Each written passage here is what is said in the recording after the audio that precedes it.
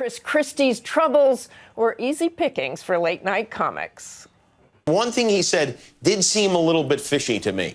I was blindsided yesterday morning. I was done with my workout. He could have said he was on his roof putting ribbons on unicorns. It would have been more believable. Some say this could ruin Christie's chances of being elected president in 2016, while Hillary Clinton said, "Party!" Well, clearly somebody is getting thrown under the bus here. Fortunately for them, the bus isn't moving. It's stuck in terrible traffic. Okay, the Roundtabl is now ready to go. Former White House senior advisor and ABC contributor David Plouffe, Illinois Republican Congressman Adam Kinzinger, ABC's Matthew Dowd, and Democratic strategist Donna Brazile. Welcome to you all. Matthew, I want to start with you if you can stop laughing. Let's talk about the way the Republicans approach this. We've heard from Lindsey Graham, the Drudge Report, Rush Limbaugh. I want to read something from Dan Balls in this morning's Washington Post. The coming GOP campaign is likely to be neither tidy nor predictable.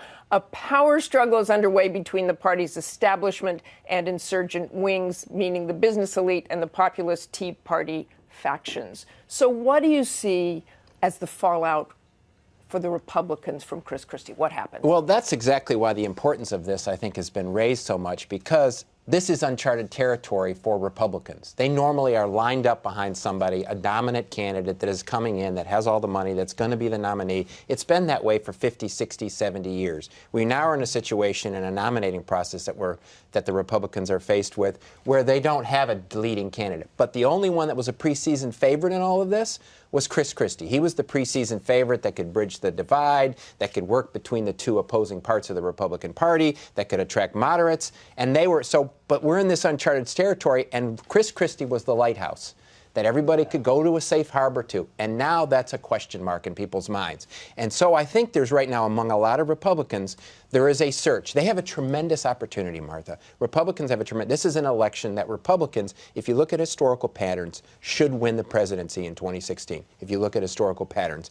But they don't have a candidate, and they don't have a message that matches up well right now. And they have one that was just injured. Yes. What are the Democrats? Well, first of all, he was winning the invisible primary because there was no one else visible. I mean, Chris Christie sort of popped on the national stage after Hurricane Sandy. He was the fix-it governor who didn't mind, embracing President Obama. He was taking care of the people. He was telling teachers to shut up, sit down, and all of a sudden, this controversy erupts. His brand is now tarnished. He's in a no-win position, and the Republicans now have to go back to the drawing board to find someone like Chris Christie to run in 2016. Here's why. He won in a landslide in a blue state. He picked up women. He picked up half the Hispanic vote, one-third of the Democratic vote. He was raising money, and now people will continue to raise questions as to whether or not he knew. And I still can't believe that some woman on his staff, some deputy chief of staff, or some man, whoever, was the only person involved in shutting down a huge bridge. This is not the Mississippi River Bridge. This is the George Washington Bridge. And Donna, that takes us to the staff. Look, you worked in the White House for many, many years. I assume you're trying to please your boss. I assume you're trying to read your boss's mind. And you look at Chris Christie saying, I can't believe it happened. I just can't believe it happened. Well, I think that, and I think his performance this week shows some of the great appeal he has. But I did think he kind of got away with one thing, which is I've got 60,000 people working for me. These are very close people. His campaign manager, his deputy chief of staff. When I worked in the White House, every decision you made, you did with the thought of, what would my boss think about this? You ran anything important by him. Now, my sense is he wouldn't have been so strong if he knew about this. But this investigation is going to be very torturous for them. He's up on a high wire if anything comes out. I think there's a lesson here, though, which is, you're the governor of New Jersey. There's no TV stations in New Jersey. The scrutiny that he went under is nothing compared to what he is now. This is a withering spotlight. It's punishing nature. Few people can survive. So if he's able to get through this and his story holds up, he might be better for it. It's a lesson learned early. But I think there's a lot more shoes to drop here. They may not get to his closet, so to speak. But these investigations, both by the news media, by legal, the DOJ, and clearly in New Jersey, I think are going to turn up a lot more here. I just want to add to that quickly, though. I mean, keep in mind, and again, if he knew about this, we're going to find out, right? I don't think that's a whole different story. Right, it's not my position to find that out. But I think he took the bull by the horns.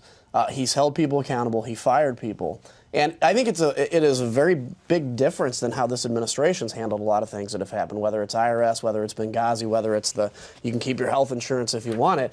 Nobody's been fired over that, and what we're seeing is a big difference. So I think if he comes out of this untarnished personally, this actually may really set him up for 2016. I want to move on to this just quickly.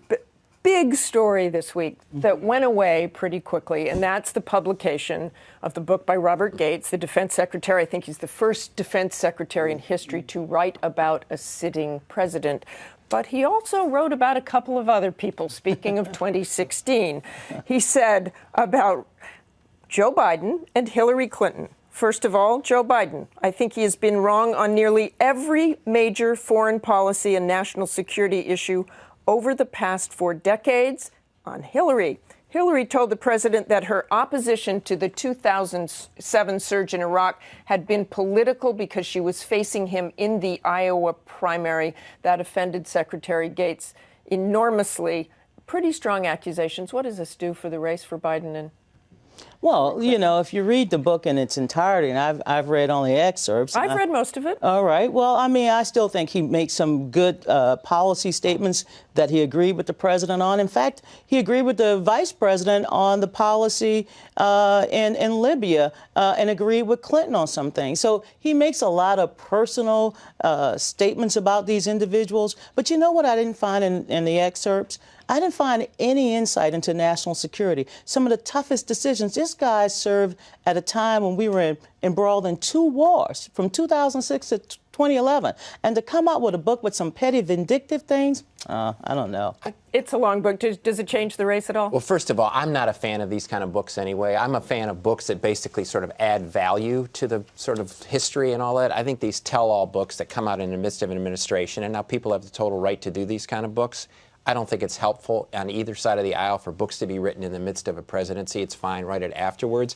But I don't think he added much value. He said about Hillary, Hillary can be political at times, and she's made decisions. Wow, that's breaking news. Let me go very quickly around, and we're going to come back, because, you know, very quickly, Hillary Clinton, Christie, still the front runners a year from now?